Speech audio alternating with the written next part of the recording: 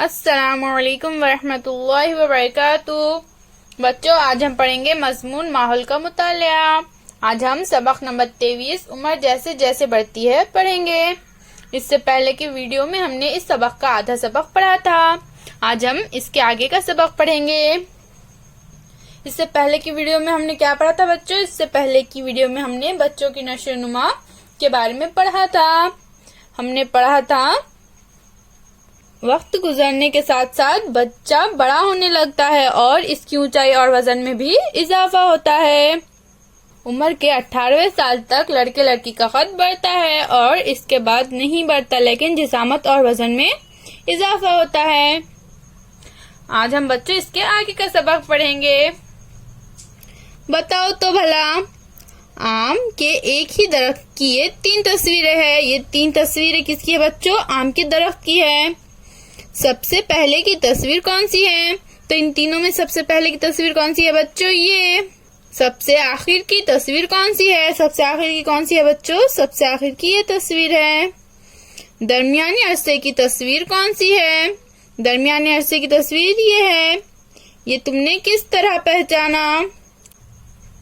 तो ये हमने किस तरह पहचाना बच्चों? यहाँ पर हमें आम की 3 तस्वीरें दी गई है। आम के दरख्त की 3 तस्वीरें दी गई है।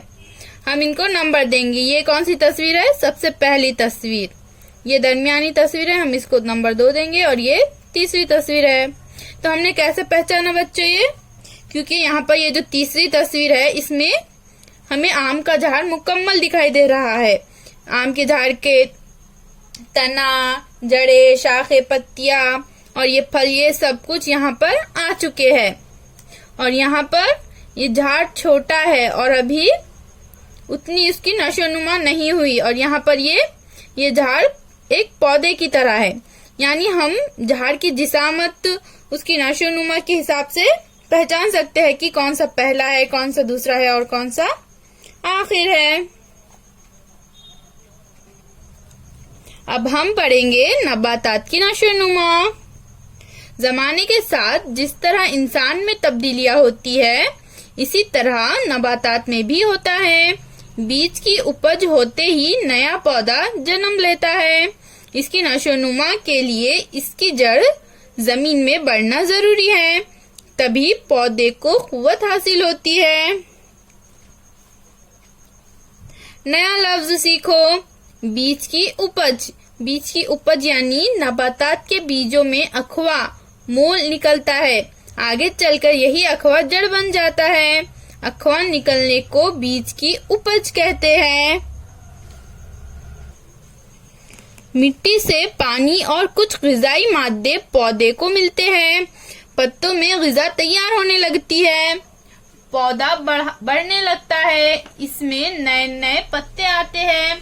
पौधे की ऊंचाई भी बढ़ने लगती है। मुनासिब नशोनुमा के बाद नबातात में फूल आने लगते हैं।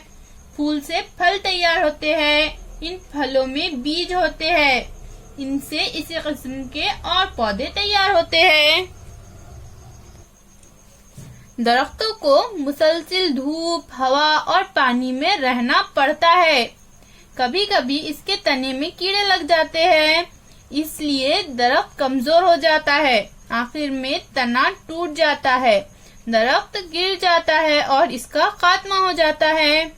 सभी नबातात का खात्मा होता है, लेकिन इसकी वजूहात मुख्तलिफ होती है।